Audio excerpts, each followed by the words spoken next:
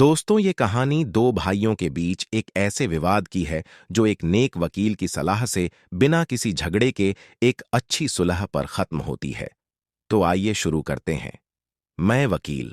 मैं अपने चेंबर में बैठा हुआ था। एक आदमी दंदनाता हुआ अंदर घुसा, हाथ में कागजों का बंडल, धूप में काला हुआ चेहरा, बढ़ी हुई दाढ़ी, सफेद कपड़े जो कहीं कहीं मिट्टी में लिपटे थे। उसने कहा, उसके पूरे फ्लैट पर स्टे लगाना है, बताइए क्या क्या कागज और चाहिए। वकील साहब, क्या खर्चा लगेगा?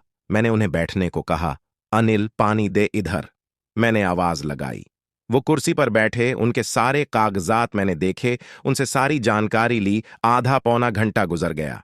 मैं इन कागजों को देख लेता हूं, आपके केस पर विचार करेंगे। आप ऐसा कीजिए बाबा, शनिवार को मिलिए मुझसे।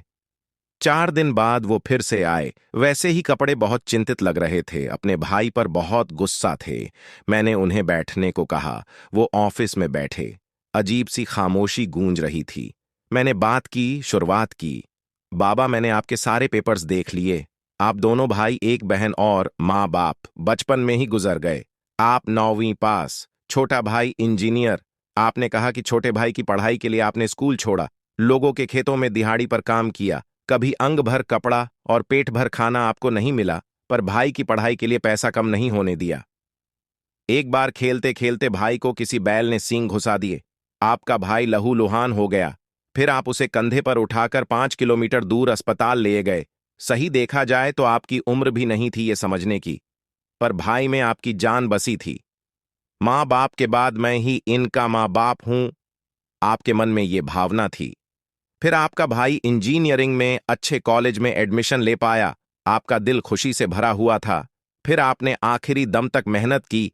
80,000 की सालाना फीस भरने के लिए आपने रात दिन एक कर दिया। बीवी के गहने गिरवी रख के, कभी साहूकार से पैसा लेकर आपने उसकी हर जरूरत पूरी की। फिर अचानक उसे किडनी की तकलीफ शुरू हो गई। डॉक्टर ने किडनी निकालने को कहा। तुमने बिना सोचे समझे अगले ही मिनट में अपनी किडनी उसे दे दी। कहा, कल तुझे अफसर बनना है, नौकरी करनी है। कहाँ कहाँ घूमेगा बीमार शरीर लेके। मुझे गांव में ही रहना है, एक किडनी भी काफी है मुझे। ये कहकर एक किडनी उसे दे दी। फिर भाई मास्टर्स के लिए हॉस्टल में रहने गया। लड्डू बने तो उसे देने जाओ। खेत में मकई खाने को तैयार हुई, भाई को देने जाओ। कोई तीज त्योहार हो, भाई को कपड़े करो। घर से हॉस्टल 25 किलोमीटर दूर। तुम उसे डिब्बा देने साइकिल पर गए।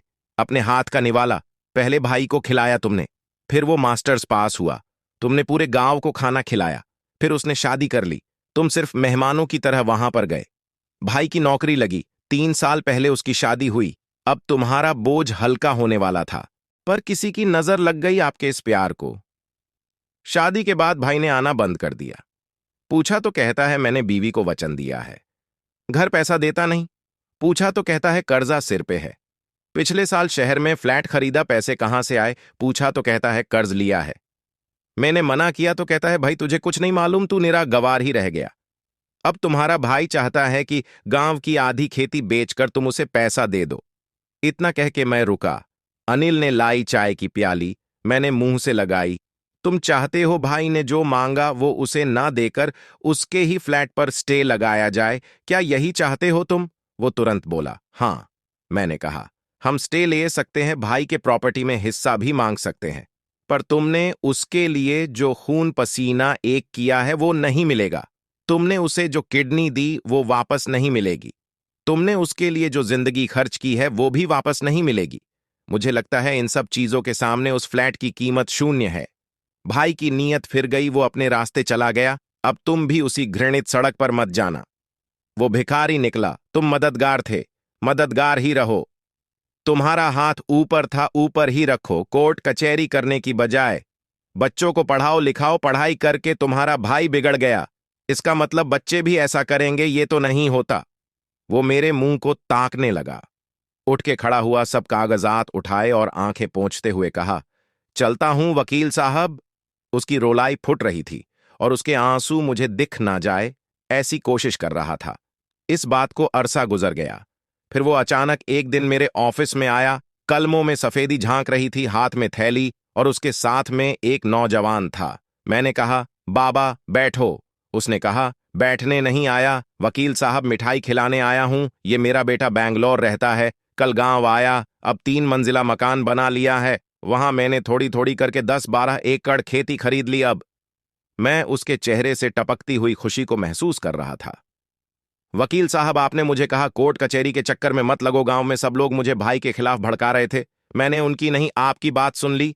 मैंने अपने बच्चों को पढ़ाई में लगाया और भाई के पीछे अपनी जिंदगी बर्बाद नहीं होने दी। कल भाई भी आकर पांव छू के गया, माफ कर दे मुझे, ऐसा कह गया।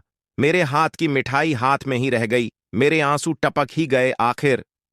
ये कहानी हमें शिक्षा देती है कि यदि गुस्से को योग्य दिशा में मोड़ा जाए तो कभी पछताने की जरूरत नहीं पड़ेगी।